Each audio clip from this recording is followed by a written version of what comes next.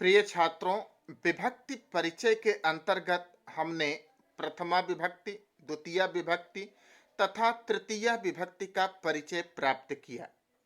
प्रथमा विभक्ति का सूत्र था प्रतिपादकार्थ लिंग परिमाण वचन मात्रे प्रथमा संबोधने च प्रथमा स्यात्, अर्थात प्रतिपादकार्थ लिंग मात्र, परिमाण मात्र, वचन मात्र तथा संबोधन में प्रथमा विभक्ति होती है। द्वितीय विभक्ति में हमने पढ़ा अभितः परितः समया निक्सा हा प्रतियोगे अपि। जिस वाक्य में अभितः परितः समया निक्सा हा प्रति शब्दों का योग हो तो उन शब्दों में द्वितीय विभक्ति होती है।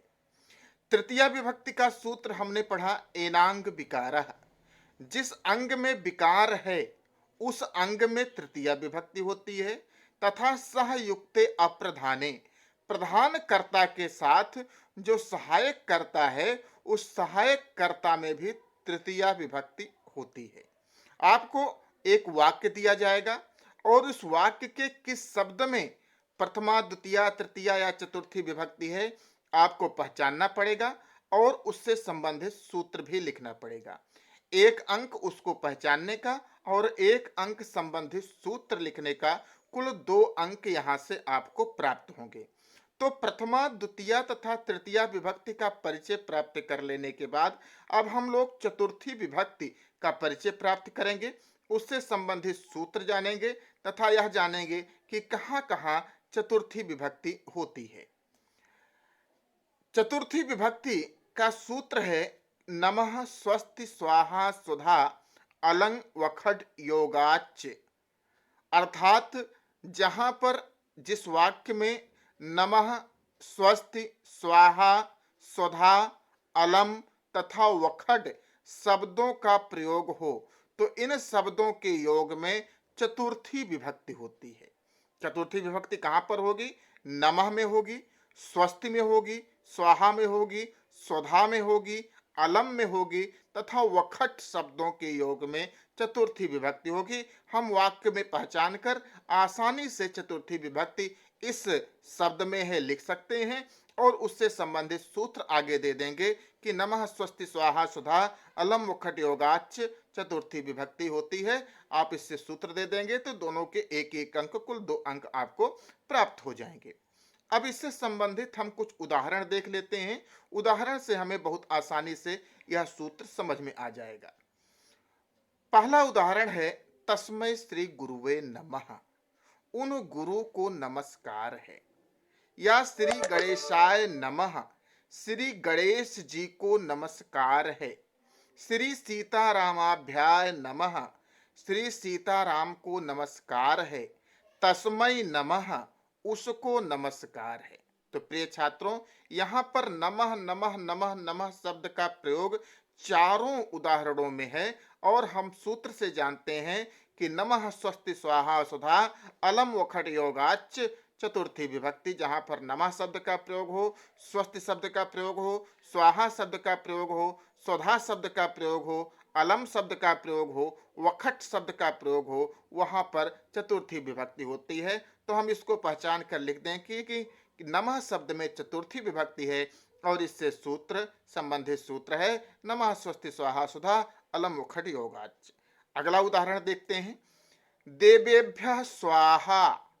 अब यहाँ पर स्वाहा शब्द का प्रयोग है तो हम जानते हैं सूत्र से कि जहां पर स्वाहा शब्द का प्रयोग हो वहां पर भी चतुर्थी विभक्ति होती है। तो स्वाहा शब्द में चतुर्थी विभक्ति है और उसका सूत्र है नमः स्वस्ति स्वाहा सुधा अलम वखट योगाच। इसी प्रकार नमः व्यासाय, तो नमः शब्द का प्रयोग है, नमः शब्द में यहाँ पर चतुर्थी विभक्ति है। स्वस्ति भवते, यहाँ पर स्वस्ति शब्द का प्रयोग है, नमः के बाद स्वस्ति आता है तो स्वस्ति शब्द में चतुर्थी विभक्ति है।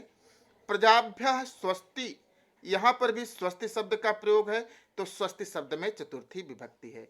तो स्वाहा नमः स्वस्ति शब्द में चतुर्थी विभक्ति है, हम इसको लिख सकते हैं उदाहरण के अनुसार और उससे संबंधित सूत्र कि नमः स्वस्ति स्वाहा सुधा अलम वखट योगाच चतुर्थी विभक्ति।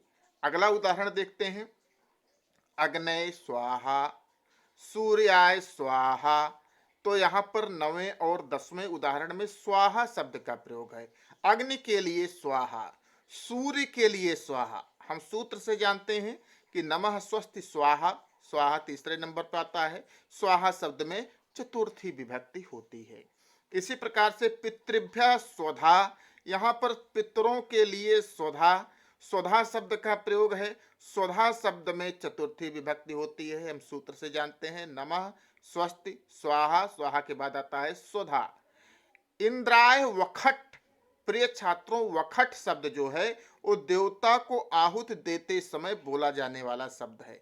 इंद्र के लिए वखट, और हम सूत्र से जानते हैं कि नमः स्वस्ति स्वाहा सुधा अलम वखट योगाच, वखट योग के योग में चतुर्थी विभक्ति होती है, तो वखट में चतुर्थी विभक्ति है, और हम इससे संबंधित सूत्र भी यहाँ पर लिख देंगे। अगला उदाहरण हम देखते हैं कि हरि दैतेभ्य अलम। अब यहाँ पर अलम शब्द आया, वखट के पहले वाला शब्द क्या है? अलम। नमः स्वस्ति स्वाहा सुधा अलम वखट। अलम का अर्थ होता है पर्याप्त। हरि दैत्यों के लिए पर्याप्त है। हरि दैतेभ्य अलम, अलम का अर्थ है पर्याप्त। यहाँ पर अलम शब्द हमारे सूत्र के अनुसार है, तो यहाँ पर अलम शब्द में भी चतुर्थी विभक्ति होगी और सूत्र उसका वही है। अलम मल्लो मल्लाय, पहलवान पहलवान के लिए पर्याप्त है। अलम का अर्थ है पर्याप्त, तो यहाँ पर भी अलम शब्द का प्रयोग है। तो अलम शब्द में चतुर्थी विभक्ति है। गुरुवे नमः, गुरु को नमस्कार है, या नमः शिवाय, शिव को नमस्कार है, तो नमः शब्द में चतुर्थी विभक्ति है। नमः शब्द में चतुर्थी विभक्ति लिखने के बाद हम उसका संबंधित सूत्र लिख देंगे। अगला उदाहरण हम देखते हैं। इंद्राय स्वाहा, इंद्र के लिए स्वाहा, स्वाहा शब्द में क्या है? चतुर्थी विभक्ति, और उससे संबंधित सूत्र आगे हम लिख देंगे। रामाय नमः, नमः शब्द में चतुर्थी विभक्ति। तस्मै स्वधा, उसके लिए स्वधा, स्वधा शब्द में चतुर्थी विभक्ति। ब्रह्मणाय नमः, ब्राह्मण को नमस्कार, तो नमः शब्द में चतुर्थी विभक्ति। दुर्गा देव्यै नमः, दुर्गा देवी को नमस्कार है, तो नमः शब्द में यहाँ पर भी चतुर्थी विभक्ति है। और इसको लिखने के बाद हम आगे उससे संबंधित सूत्र कि नमः स्वस्ति स्वाहा सुधा अलम मुखट योगाच चतुर्थी विभक्ति, ये लिख देंगे। हमें 2 अंक आसानी से प्राप्त हो जाएंगे। तो प्रिय छात्रों, ये चतुर्थी विभक्ति से संबंधित सूत्र और उससे संबंधित हमने आपको उदाहरण बताए। आपको यह वीडियो कैसा लगा? क्या आपको चतुर्थी विभक्ति समझ में आई? आप इसके संबंध में हमें कमेंट से अवश्य सूचित कीजिएगा, जिससे हम आपको और भी अच्छे वीडियो व्याकरण से संबंधित बना के देते रहें, तथा अपने साथियों को भी शेयर कीजिएगा और वीडियो को लाइक भी कीजिएगा। धन्यवाद।